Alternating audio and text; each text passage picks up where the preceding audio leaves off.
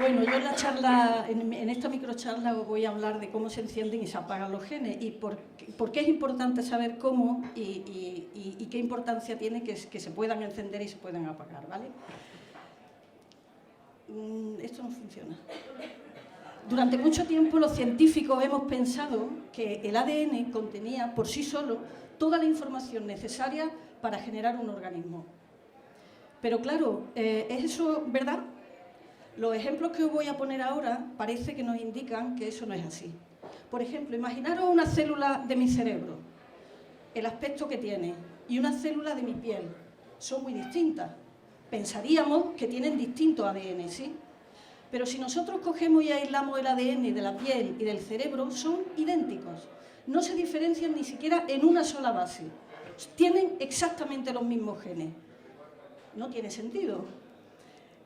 Además de este ejemplo, hay otros. Por ejemplo,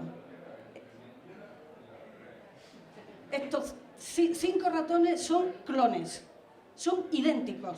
Y fijaros qué diferencia en el color de la piel. Esto es el mismo organismo que ha sufrido una metamorfosis. Luego tiene el mismo ADN, pero fijaros qué distinto es.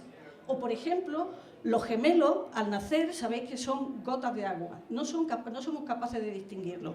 Pero conforme avanzan en su vida, se van diferenciando y adoptan características completamente distintas. Los podemos diferenciar. Pero no solamente eso, sino que gemelos idénticos desarrollan enfermedades diferentes. Por ejemplo, estas dos gemelas, una de ellas tiene esquizofrenia y la otra no. Estas dos gemelas, una de ellas tiene cáncer de mama y la otra no. Y estos dos gemelos, ahí lo veis, uno es más bajito que el otro. Todo esto lo explica la epigenética. ¿La epigenética qué es? Epi es lo que está por encima de. Es decir, la epigenética es lo que está por encima de los genes. Y en general es un conjunto de información que está superpuesta a la información que hay contenida en el ADN y que ayuda a regular el ADN. Tenemos la idea del ADN como una doble hélice, pero en realidad el ADN no está así en las células. El ADN está interaccionando con unas proteínas que se denominan histonas y eso le permite empaquetarse en un núcleo muy pequeño. Tened en cuenta que cada célula tiene 2 metros de ADN y se empaqueta en un núcleo de muy pocas micras. Eso es importante para la célula porque permite empaquetar su ADN, pero es un problema también, porque claro, el ADN está tan empaquetado que los genes no se pueden expresar, no pueden moverse, el ADN no se puede mover de aquí. Entonces, ese empaquetamiento tiene que ser flexible, de tal manera que el ADN tenga acceso a la maquinaria de expresión génica. Bueno, pues eso ¿cómo lo consigue la célula? Lo consigue modificando químicamente tanto las proteínas histónicas como al propio ADN. Eso genera un código de marcas químicas que lo que la célula interpreta es que son como interruptores que encienden y apagan los genes. Cuando hay una determinada combinación de marcas químicas, los genes se apagan.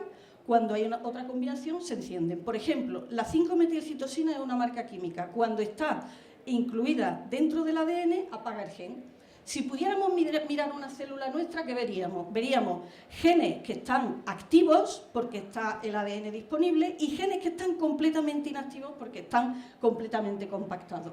¿De acuerdo? Entonces, las marcas epigenéticas, ¿qué es lo que consiguen? Lo que consiguen es encender y apagar genes, simplemente poniendo una marca en el ADN o en las histonas. Se encienden y se apagan los genes. Ahora podemos entender el misterio de los dos tipos de células. Tienen el mismo genoma, son muy diferentes. ¿Pero por qué son muy diferentes? Porque tienen distintos genes encendidos y apagados. Con los mismos genes conseguimos distintas características visibles. Lo mismo ocurre, lo mismo podemos explicar ahora. Bueno, esto de la epigenética es muy importante porque las marcas epigenéticas se alteran, nuestras marcas epigenéticas se alteran según la alimentación, según el ambiente en que vivamos, según nuestro estilo de vida. Podemos influir en las marcas que ponemos y quitamos en nuestro genoma. Entonces podemos explicar, por ejemplo, la relación entre el ambiente y la enfermedad. Podemos explicar por qué estas dos gemelas, una tiene esquizofrenia y la otra no, teniendo el mismo genoma, porque posiblemente su epigenoma se ha modificado, sus marcas epigenéticas se han modificado. Pero esto va más allá, porque también nuestro estilo de vida durante la edad adulta y reproductiva puede hacer que las modificaciones epigenéticas que nosotros introducimos en nuestras células se pasen a la descendencia. Tan es así que ha aparecido una nueva línea de investigación que se llama la genética transgeneracional, es decir, se sabe que elementos, que las marcas epigenéticas se transmiten a lo largo de otras generaciones. Con lo cual, somos lo que dicta nuestro ADN, pero también somos lo que dicta nuestro ambiente y cómo nosotros y nuestros antepasados hayan interaccionado con ese ambiente.